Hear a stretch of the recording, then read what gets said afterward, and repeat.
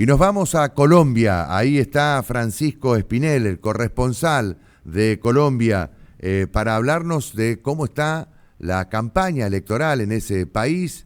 El 29 de mayo se llevarán a cabo las elecciones y hay un clima bastante tenso en función de una denuncia formulada por uno de los candidatos presidenciales. Francisco Espinel, ¿cómo va? Buen día. Víctor, muy buenos días para usted. Un saludo grande para todos desde Bogotá. Y aquí, pues, acompañados de nuestro invitado Bernardo Henao, quien nos explicará hoy un poco sobre qué significa ese tema de la infiltrar una campaña política Ujú. y hasta dónde es un delito, porque, pues, principalmente así es que se tiene que ver, ¿de acuerdo? Claro, totalmente. Bueno, adelante entonces, escuchamos justamente las primeras apreciaciones respecto de esta filtración que han denunciado, ¿no?, en la campaña electoral. Perfecto, Víctor. Pues entonces ahí estamos con Víctor. Víctor, si tienes ya una primera entrada frente a lo que formula Bernardo, Adelante, perdón, adelante sí. vos, Francisco, adelante vos. Muy bien, Hola, Víctor. Hola, ¿cómo va? listo. Bien, sí, muy agradecido de estar con ustedes y muy dispuesto a colaborarles en el tema de interés que están planteando. Bueno, Bueno, en primer lugar, Francisco, ya que me das la posibilidad de preguntar, ¿no? ¿Qué dale. significa esto de la filtración? ¿Es delito por un lado? Y por otro lado, ¿quiénes han denunciado? Solamente tenemos, digamos, lo que ha trascendido, o en todo caso, lo que tuvo expansión o repercusión, es la denuncia que hizo Petro, ¿no? Que incluso obligó a suspender la campaña electoral hace algunos días. No sé si la ha reanudado por un lado. Y por otro lado, si esta denuncia de Petro se extiende a otros candidatos. La denuncia de Petro y la suspensión que dio fue con un asunto que se presentó en el bloque cafetero Ujú, sobre una supuesta amenaza que había del grupo de la Cordillera que iban a atentar supuestamente contra la vida de él. ujú. Lo extraño de la circunstancia es que eso lo puso en conocimiento un equipo que no se conoce qué vínculo tiene con la campaña, porque no está en conexión con los organismos de seguridad colombianos ni con ninguna agencia estatal, Ujú. que es un equipo de españoles. No sabemos bajo qué nivel vino y ellos fueron los que dejaron saber la existencia de esa amenaza. Por supuesto, esto no basta simplemente con denunciar, esto lo tienen que probar Claro. y los organismos del Estado dejaron saber que en lo que ellos conocían no tenían conocimiento de ese hecho y se les hace muy extraño, pero están atentos a brindarle toda la protección. Desde luego se rechaza cualquier atentado que le puedan pretender hacer a una persona, pero es muy extraño porque una semana antes en esa misma región había estado Francia, que es Ujú. la vicepresidenta. Entonces aquí hay mucha información que no se ha decantado suficientemente y esta participación foránea de estos extranjeros no se sabía qué título se está haciendo Ujú. y es supremamente delicado. Ok, ahí aclaramos esto, Bien, Víctor. perfecto.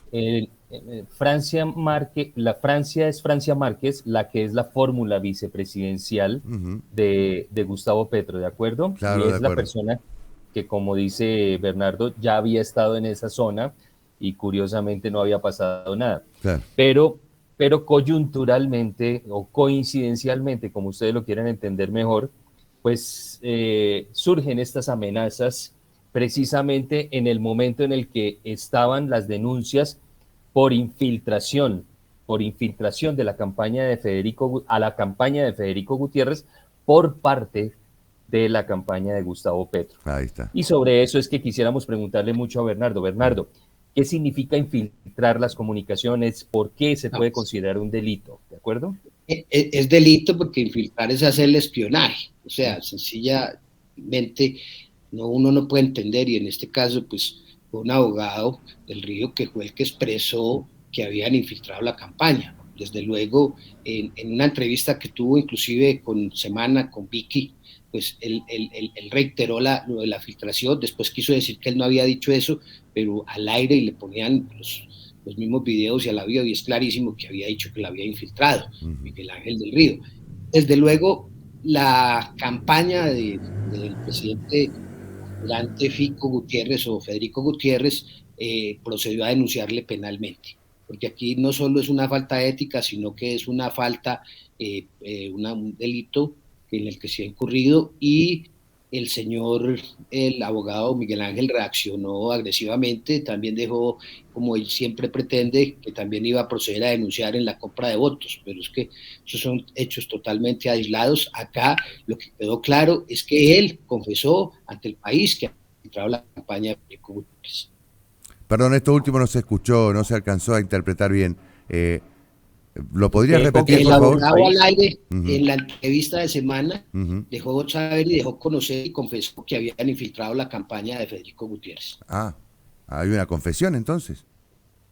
Pues Sí. ese tema se vio, Víctor, y para todos nuestros audientes, se dejó claro porque son palabras textuales las que le graban a este Claro. señor Miguel Ángel del Río Malo. Ujú. Malo es apellido, ¿no? Sí, sí, sí. Ok, y precisamente él usa ese término, ¿no? Claro Mm. que los tenemos infiltrados, pero nosotros los hacemos ver como que somos asesores jurídicos en la campaña, pero realmente lo que estamos haciendo es un monitoreo y un seguimiento a todo lo que hacen todas las campañas electorales para poderlos denunciar en la compra de votos. Claro. Ese fue digamos, el argumento que utilizó. Pero cuando la revista Semana coge y les hace a ellos la entrevista, pues Sí. evidentemente el hombre se ofusca porque lo primero que dijo era que esto era una encerrona que le estaban haciendo Ujú. al abogado y que él no iba a permitir eso porque es de la única manera como se puede desvirtuar todo lo que ha logrado la campaña de Gustavo Petro. ¿Y cómo cayó esto en la sociedad colombiana, sobre todo en el electorado colombiano, ¿no? ¿Impactó, mejoró la imagen de alguno de los candidatos? ¿Qué piensan ustedes que analizan, por supuesto, la situación política en Colombia? Les pregunto a los dos. Bueno, dale, Este es un Bernardo. tema que cayó muy mal.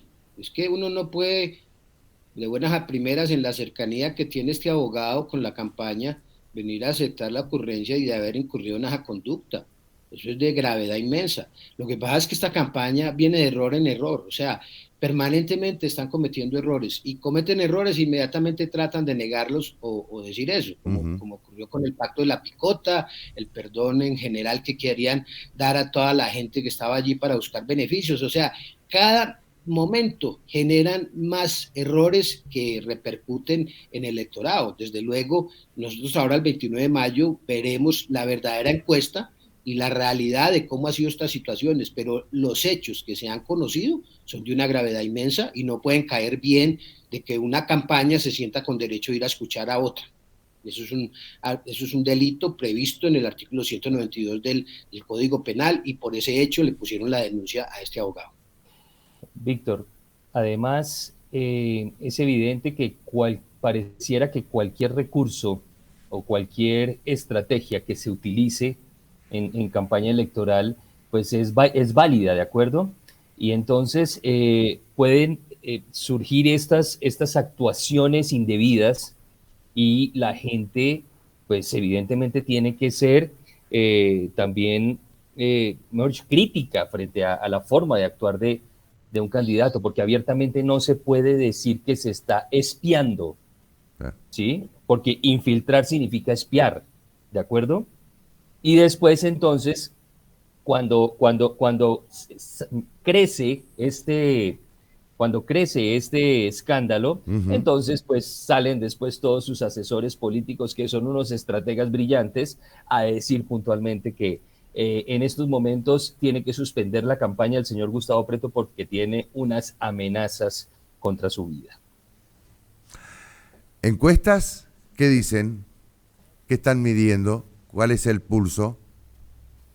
Muy bien, En Bernardo. este momento, las encuestas dejan conocer que Petro lidera la intención de voto para aspirar a la presidencia y le sigue Federico Gutiérrez. O Ujú. sea, los guarismos se pueden mover entre el 40 al 45%, digamos, dependiendo de la encuesta, y hay otros de que el candidato Pico ya le ha recortado bastante. Ujú. Yo siento sinceramente que en las encuestas la gente trata de subir al coche ganador y eso se vuelve una manipulación del electorado. Claro. Pero aquí, en el 29, yo creo que hay mucho temor de todo esto que se ha conocido de Petro y, por ejemplo, este Petrogate.